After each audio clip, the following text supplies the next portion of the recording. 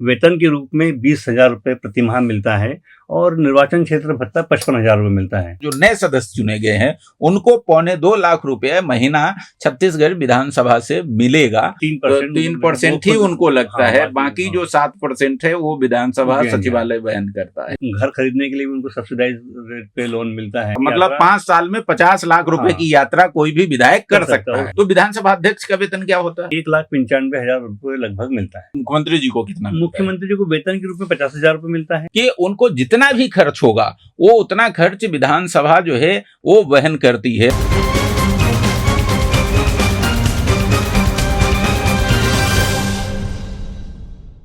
नमस्कार, एडिटर जी न्यूज के इस खास कार्यक्रम में आप सभी का बहुत बहुत स्वागत है। छत्तीसगढ़ विधानसभा का गठन हो चुका है।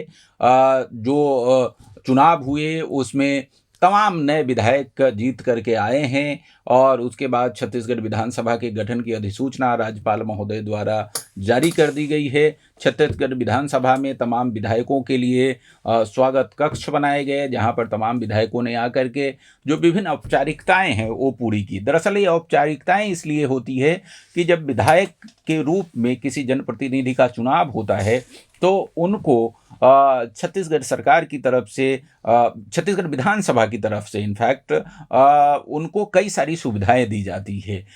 उनको एक वेतन तो दिया ही जाता है, इसके अलावे उनको जो निर्वाचन क्षेत्र है उसका भत्ता दिया जाता है, आवासीय भत्ता दिया जाता है। उनको उनका जो संसदीय दायित्व है उसके निर्वहन के लिए जिन जिन सुविधाओं की ज़रूरत होती है वो तमाम सुविधाएं दी जाती है। और ये तमाम सुविधाएं जो है वो किस तरीके से वो प्राप्त कर सके इसके लिए विभिन्न औपचारिकताएं होती है। और इसी के लिए जब जैसे ही निर्वाचन का परिणाम आता है उसके तत्काल बाद विधानसभा में स्वागत कक्ष बनाए जाते हैं, जहां पर तमाम विधायक आकर के अपनी औपचारिकताएं पूरी करते हैं। तो आज की चर्चा में हम ये जानने का प्रयास करेंगे कि जो छत्तीसगढ़ के विधायक हैं, मंत्री हैं, मुख्यमंत्री हैं, विधानसभा अध्यक्ष हैं, विधानसभा के उपाध्यक्ष हैं, पूर्व विधायक हैं, इनको आखिर किस तरह की सुविधाएं मिलती हैं, इनके वेतन कितने मिलते हैं, इनके भत्ते कितने मिलते हैं, अलग अलग प्रकार के जो भत्ते हैं वो कितने मिलते हैं, जो पूर्व विधायक है उनको कितना वेतन मिलता है, उनको कितना भत्ता मिलता है, इन तमाम मुद्दों पर हम चर्चा करेंगे। और इस चर्चा के लिए आज हमारे साथ मौजूद हैं छत्तीसगढ़ विधानसभा के पूर्व प्रमुख सचिव चंद्रशेखर गंगराड़े साहब। गंगराड़े साहब बहुत बहुत स्वागत है। धन्यवाद आपको जी। बहुत आकर्षण होता है विधायक बनने को लेकर के, क्योंकि एक रुतबा जो होता है वो तो अपनी जगह होता ही है। विधानसभा से, शासन से उनको कई सारी महत्वपूर्ण सुविधाएं भी मिलती है। मैं सबसे पहले जानना चाहूँगा कि एक विधायक को विधानसभा की तरफ से क्या क्या सुविधाएं मिलती है, कितना उनको वेतन मिलता है, कितना निर्वाचन क्षेत्र भत्ता मिलता है, टोटल उनकी जो परिलब्धि होती है, टोटल जो उनको मिलता है वो क्या मिलता है? जी हाँ, जब कोई व्यक्ति जन विधायक बन जाता है तो उसको अपने कर्तव्यों के निर्वहन के लिए विधानसभा सचिवालय की ओर से उनको वेतन और अनेक प्रकार के भत्ते दिए जाते हैं। तो यदि मैं कहूँ कि उनको किस किस प्रकार के भत्ते दिए जाते हैं, तो सबसे पहले तो उनको वेतन तो मिलता ही है। वेतन के अलावा उनको निर्वाचन क्षेत्र भत्ता मिलता है, उनको दैनिक भत्ता भी मिलता है, पर डे डेली अलाउंस मिलता है, उनको दूरभाष भत्ता मिलता है क्योंकि उनको अपने कार्यों के निर्वहन में कई बार दूरभाष का उपयोग करना ही पड़ता है। और घर में उनको सुख सुविधा के लिए, क्योंकि उनके क्षेत्र के जो लोग उनके पास मिलने आते हैं तो उनको एक अर्दली भत्ता भी उनको दिया जाता है, जो कि उनके दैनिक कार्यों में उनको सहयोग करता है। और इसके अलावा उनको जो विधानसभा की बैठकों में आने के लिए, समिति की बैठकों में आने के लिए दैनिक भत्ता अलग से मिलता है और चिकित्सा भत्ता भी मिलता है। इस प्रकार से इनको कुल मिला के ये अलग अलग मदों में राशि मिलती है। यदि मैं इनका अलग अलग व्याख्या बताऊँ तो उनको विधायक को वेतन के रूप में 20,000 रुपये प्रति माह मिलता है और निर्वाचन क्षेत्र भत्ता 55,000 रुपये मिलता है, क्योंकि उनको अपने निर्वाचन क्षेत्र में पूरा उनको संपर्क करना पड़ता है। तो इसके निर्वाचन क्षेत्र भत्ते के नाम से 55,000 रुपये मिलता है। और जो उनको प्रतिदिन विधानसभा में आने के लिए जो डेली अलाउंस जो होता है उनको 2,000 रुपये प्रतिदिन मिलता है। और विधानसभा की बैठकों में शामिल होने के लिए, विधानसभा की समिति की जो बैठकें होती है उसमें शामिल होने के लिए 1,000 रुपये प्रतिदिन का भत्ता अतिरिक्त मिलता है। इसके अलावा उन्हें दूरभाष भत्ता मिलता है, दूरभाष भत्ते के अलावा अर्दली भत्ता 10,000 15,000 रुपये मिलता है, दूरभाष भत्ता 10,000 रुपये मिलता है, और दैनिक भत्ता मैंने बताया 2,000 रुपये प्रतिदिन मिलता है, और चिकित्सा भत्ता भी उनको 15,000 रुपये मिलता है। इसके अलावा और भी सुविधाएं हैं, लेकिन मुख्य रूप से जो इनको ये मिलता है वेतन भत्ते मिला के लगभग इनको प्रति विधायक, एक विधायक को लगभग 1,75,000 रुपये प्रति माह मिलते हैं। यानी मोटे तौर पर एक विधायक को 2.25 लाख रुपए महीना, छत्तीसगढ़ के विधानसभा के जो सदस्य एक बार चुन लिए गए हैं, खासकर जो नए सदस्य चुने गए हैं, उनको 2.25 लाख रुपए महीना छत्तीसगढ़ विधानसभा से मिलेगा, ये तय है। और ये जो पिछला संशोधन हुआ था वेतन भत्तों का संशोधन 2022, उसके अनुसार आप बता रहे हैं कि करीब 2.25 लाख रुपए एक विधायक को छत्तीसगढ़ विधानसभा की तरफ से मिलेगा।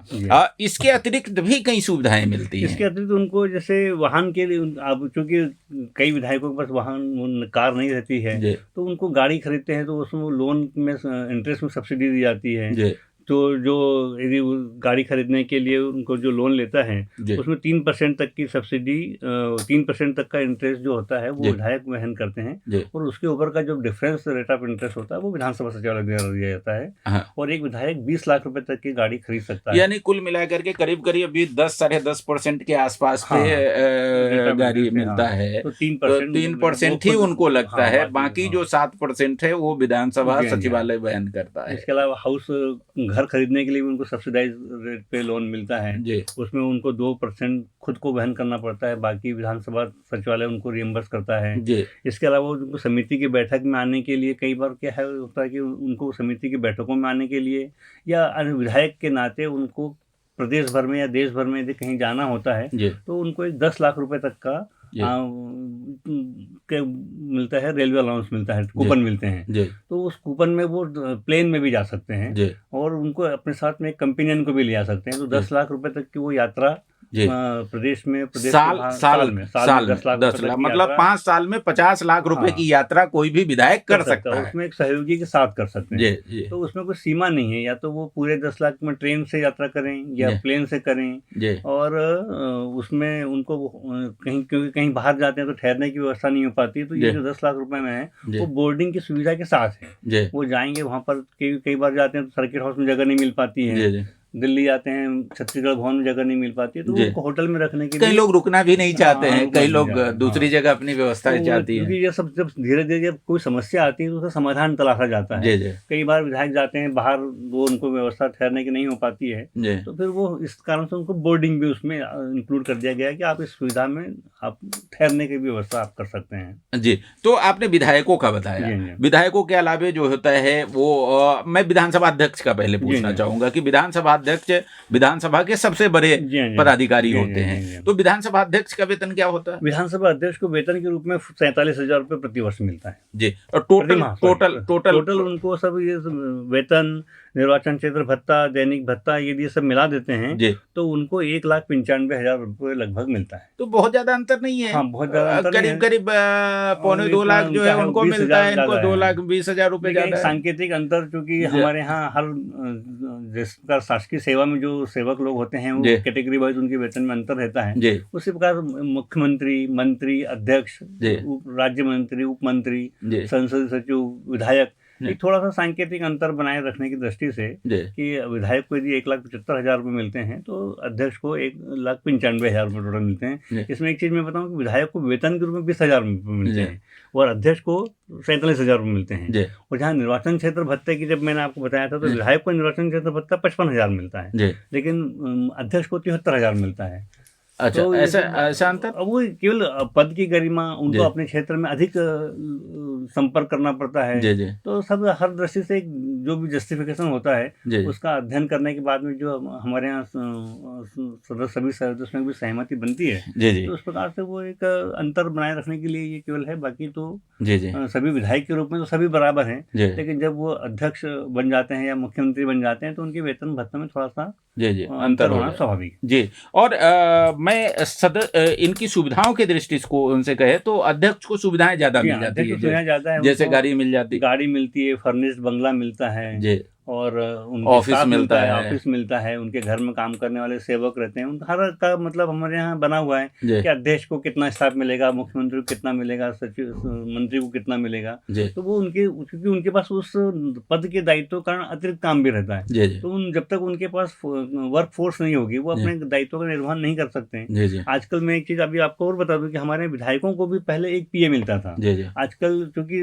तकनीकी का युग आ गया है, जी तो अब कंप्यूटर ऑपरेटर भी एक मिलने लग गया है। जी जी तो विधायकों को भी 2 पीए मिलते हैं। अच्छा एक उनके कामकाज देखता है और जी एक उनको कंप्यूटर का काम करने के लिए कंप्यूटर ऑपरेटर का, जी या उसके लिए वो पैसा लेके भी उसके बदले में दूसरा अपने आदमी को रख कोई रख सकते हैं। सकते हाँ हैं। हाँ हाँ हाँ। अच्छा तो चूंकि जब तक अब ये जनप्रतिनिधि होने के कारण इनके पास काम का काफ़ी रहता है, जी जी तो काम रहता है तो उनको काम तभी अपनी ड्यूटी का निर्वहन कर पाएंगे जब उनके पास उनको सुविधा भी दी जाएगी। जी जी जी तो ये सब सुविधाएं उनको दी जाती हैं। अच्छा, अब मुख्यमंत्री जी के वेतन की अगर हम बात करें तो मुख्यमंत्री जी को कितना मिलता है? मुख्यमंत्री जी को वेतन के रूप में 50,000 रुपये मिलता है, जी निर्वाचन क्षेत्र भत्ता 80,000 रुपये मिलता है और जी दैनिक भत्ता उनका 2,500 रुपये होता है। जी मेंबर का 2,000 है जी और मंत्री का, मुख्यमंत्री का, अध्यक्ष का और मंत्रीगण का, जी नेता प्रतिपक्ष का 2,500 रुपये है। जी तो इस प्रकार से मुख्यमंत्री को यदि हम देखें कि टोटल कितना मिलता है, तो 2,05,000 रुपये मुख्यमंत्री को जी इन सब सुविधाओं के साथ में मिलता है। वेतन भत्ता के साथ 2,05,000 रुपये प्रति माह लगभग मिल जाता है। अच्छा, तो अध्यक्ष से थोड़ा ज्यादा हो जाता अध्यक्ष है। से थोड़ा उनका ज़्यादा हो जाता है। अच्छा अच्छा, जी। और मंत्रियों की बात करें तो? मंत्रियों की यदि बात करें तो मंत्री को जो मिलता है 1,90,000 रुपये करीब मिलता है। जी उसमें 45,000 रुपये उनका वेतन है, जी 70,000 रुपये निर्वाचन क्षेत्र भत्ता है जी और 2,500 रुपये दैनिक भत्ता है। जी तो नेता प्रतिपक्ष और मंत्री को लगभग बराबर मिलता है, उनको 1,90,000 रुपये मिलता है। जी जी तो कुल मिलाकर के अगर देखा जाए तो विधायकों में और मंत्री, मुख्यमंत्री, विधानसभा अध्यक्ष में बहुत ज्यादा अंतर नहीं है। फाइनेंशियली आर्थिक दृष्टि से कोई बहुत ज्यादा अंतर नहीं है। हाँ हाँ एक हाँ सांकेतिक हाँ रूप से हाँ, एक वेतन के दृष्टिकोण से बाकी तो ठीक है, बाकी तो ठीक है, उनको जो अधिकार मिलते हैं उसमें उनको क्या क्या मिलता है वो एक अलग बात है, लेकिन और वेतन की दृष्टि हाँ से, आर्थिक दृष्टि से लगभग थोड़ा हाँ बहुत ही अंतर हाँ, है। विधानसभा जो देता है, विधानसभा की जो परिलब्धियां जी हाँ, हैं जी हाँ, जी। वो तमाम विधायकों के, जी हाँ। जिसमें मुख्यमंत्री भी हो जाते हैं, हाँ। मंत्री भी हो जाते हैं, विधानसभा अध्यक्ष भी जी हो हाँ, जी जाते हाँ, हैं, जी हाँ। वो करीब 2.25 लाख रुपए से लेकर के 2,05,000 के बीच में लगभग 30,000 का अंतर है। 30,000 का हाँ, करीब हाँ, करीब हाँ। अंतर है। जी हाँ। और एक महत्वपूर्ण बात ये हो जाती है कि ये तो तमाम हमने बात कर ली उन लोगों की जो अभी विधानसभा में चुन करके आए जी हाँ। हैं। बहुत सारे ऐसे लोग हैं जो विधानसभा में जीत करके नहीं आए, जी हाँ, जी हाँ। पूर्व विधायक हो जी गए, हाँ, जी हाँ। तो पूर्व विधायक को भी वेतन भत्ते और तमाम तरह की सुविधाएं मिलती है। जी हाँ, जी हाँ। तो एक पूर्व विधायक को जी। क्या मिलेगा? ये जैसे जब कोई विधायक नहीं, पद पर नहीं रहता है और पूर्व विधायक बन जाता है, लेकिन वो राजनीति में या समाज सेवा में उसकी उपयोगिता बनी रहती है, जी तो उसको भी अपने इन सब दायित्वों का निर्वहन, तो जनता के बीच में चूंकि रहते हैं, जनता से जुड़े लोग रहते हैं, तो उनको भी अपने इन सब चीज़ के लिए आर्थिक सहायता दी जाती है। तो पूर्व विधायक को पेंशन के रूप में 58,300 रुपये एक कार्यकाल के लिए उनको पेंशन मिलती है। जी यदि कोई विधायक एक कार्यकाल के बाद में दूसरा कार्यकाल में निर्वाचित नहीं होता है, जी तो उसको 58,300 रुपये पेंशन मिलेगी। जी इसके अलावा उनको मेडिकल अलाउंस 15,000 रुपये मिलता है जी और अर्दली भत्ता और दूरभाष भत्ता के नाम से 15,000 और 10,000 रुपये मिलता है। जी और इसको यदि देखा जाए तो इन सबको मिला के उनको लगभग पेंशन हो जाती है 98,300, मतलब लगभग 1 लाख के करीब उनको पेंशन मिल जाती है। यानी कोई भी एक बार अगर कोई भी विधानसभा, छत्तीसगढ़ विधानसभा की मैं बात कर रहा हूं क्योंकि अलग अलग विधानसभाओं के वेतन भत्ते के नियम अलग अलग हैं। वहां पर विधानसभा तय करता है कि इनको कितना वेतन और कितना भत्ता मिलेगा। तो मैं अभी जो हम लोग चर्चा कर रहे हैं वो छत्तीसगढ़ विधानसभा के विधायकों की चर्चा कर रहे हैं। और छत्तीसगढ़ विधानसभा में जो एक बार भी अगर कोई सदस्य बन गया है तो उसको करीब 1 लाख रुपए उनको पेंशन के रूप में मिलेगा। और पेंशन के अलावा इनको वाहन सुविधा, जैसे कहीं ट्रैवलिंग अलाउंस, ये सब भी मिलता है। जी, वो वाहन ट्रैवलिंग अलाउंस के नाम पे इनको 5 लाख रुपए प्रति वर्ष मिलता है। जी जैसे विधायक को 10 लाख मिलता है, पूर्व विधायक को 5 लाख मिलता है। इस 5 लाख में वो ट्रेन से या हवाई जहाज से सफर कर सकते हैं एक सहयोगी के साथ, और वो होटल की बोर्डिंग व्यवस्था के साथ में वो उस 5 लाख रुपए में एक फाइनेंशियल ईयर में सफर कर सकते हैं।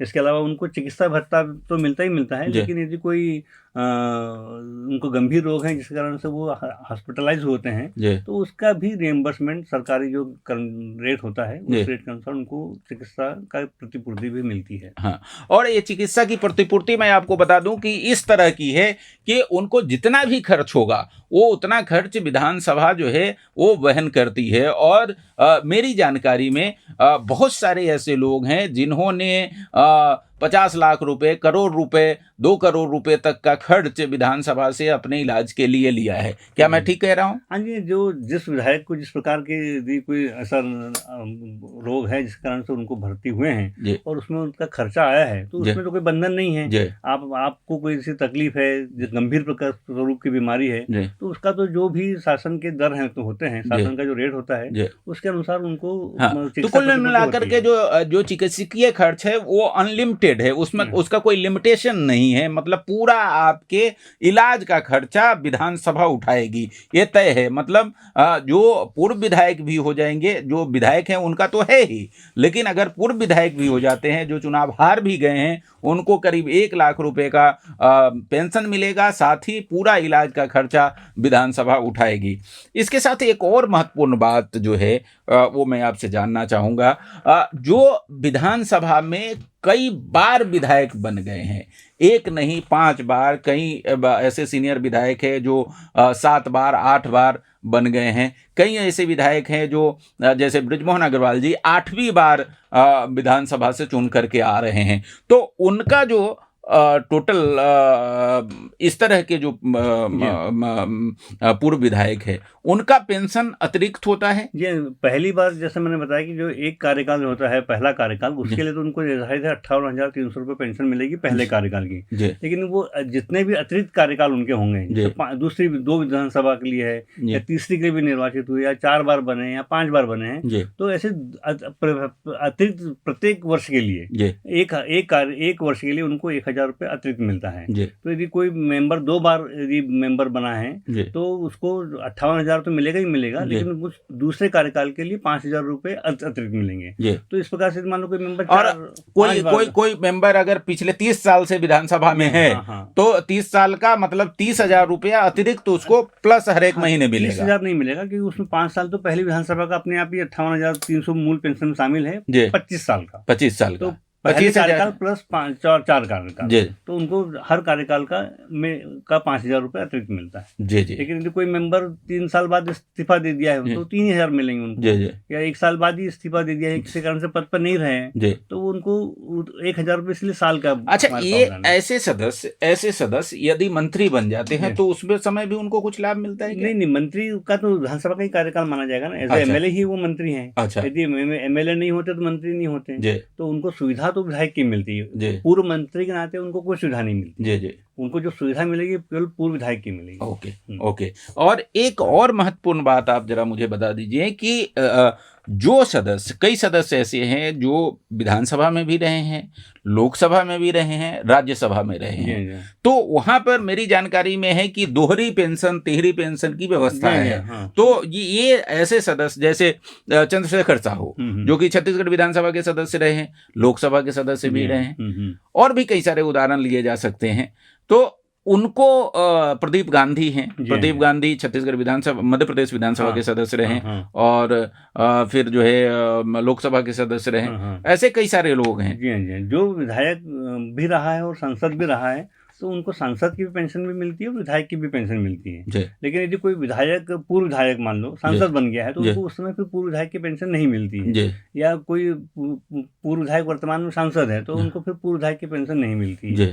तो दोनों जगह से उनको, क्योंकि लोकसभा के अपने अलग नियम है, उनको सांसद के नाते भी पेंशन मिलेगी और विधानसभा के भी अपने नियम है, तो पूर्व विधायक के नाते उनको पेंशन मिलेगी। जी। और एक और चीज मैं समझना चाहूंगा, जैसे रामविचार नेताम जी, रामविचार नेताम जी मध्य प्रदेश विधानसभा के भी सदस्य रहे, छत्तीसगढ़ विधानसभा के सदस्य भी रहे, राज्यसभा के सदस्य भी रहे। अभी फिर से वो छत्तीसगढ़ विधानसभा के सदस्य हैं और राज्यसभा से उनका कार्यकाल समाप्त हो चुका है। तो उनको राज्यसभा का पेंशन मिलेगा? नहीं, अब चूंकि विधायक बन गए तो राज्यसभा की पेंशन नहीं मिलेगी। अच्छा, जब वो विधानसभा में नहीं थे जी तो वो दोनों जगह की पेंशन ले सकते हैं, जी लेकिन किसी एक पद पर आने के बाद में वो एक जगह की पेंशन नहीं मिलती है। जी पद वो क्योंकि जब सेवा में एक तरह से जी जी तो सेवा में रहने के बाद पेंशन की अच्छा, पात्रता नहीं रहती। पेंशन की पात्रता जो है अगर आप सेवा में नहीं है नहीं तो तो नहीं मिले। रहती। और मध्य प्रदेश विधानसभा में भी थे वो, जी लेकिन अब चूंकि छत्तीसगढ़ विधानसभा के सदस्य हैं जी तो छत्तीसगढ़ विधानसभा ही उनको मध्य प्रदेश विधानसभा के कार्यकाल के हिसाब से भी पेंशन देगी, जी जी क्योंकि वो जो पुनर्गठन अधिनियम में सब प्रावधान है कि जब आर्थिक दायित्व छत्तीसगढ़ विधानसभा जी को ही संभाल देखना है। जी जी जी हाँ जी। जी।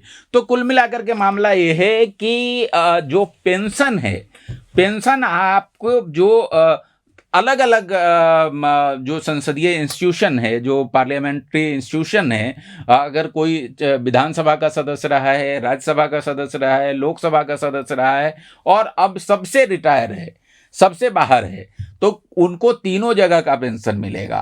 तो ये बड़ी उपलब्धि एक तरीके से कहा जाए, एक बड़ा लाभ जो संसदीय परंपरा का कहा जा सकता है वो है। और आपने देखा कि इनको किस तरीके से वेतन भत्ते, ये तो प्रतीकात्मक है। एक बार जो विधायक बन जाते हैं उनकी अगले 5 साल बाद क्या स्थिति होती है, ये लोकतंत्र में किसी से छुपा हुआ नहीं है। मंत्रियों की क्या स्थिति होती है, किसी से छुपा हुआ नहीं है। आप बहुत अच्छे से जानते हैं कि पहली बार जिसके पास जो विधानसभा में चुन करके आते हैं तो उनके पास अपनी गाड़ी के लिए भी मुश्किल होता है। किसी तरीके से जो है बहुत छोटी गाड़ी में आते हैं, लेकिन 5वें साल उनकी क्या हैसियत हो जाती है वो लोकतंत्र में सबको मालूम है, मुझे बताने की ज़रूरत नहीं है। लेकिन हमने ऑफिशियली क्या उनको मिलता है इस पर चर्चा की और बहुत सारगर्भित चर्चा हुई। बहुत ऑथेंटिकली गंगराडे साहब ने आपको बताया। गंगराडे साहब, इस जानकारी के लिए आपके बहुत बहुत धन्यवाद। और आपको हमारा ये कार्यक्रम कैसा लगा आप हमें कमेंट बॉक्स में बताएंगे। आपको ये जानकारी कैसी लगी हमें ज़रूर बताएंगे। और हमारा ये वीडियो अगर आपको अच्छा लगा तो इस वीडियो को लाइक करें, शेयर करें और हमारे चैनल को सब्सक्राइब करना न भूलें।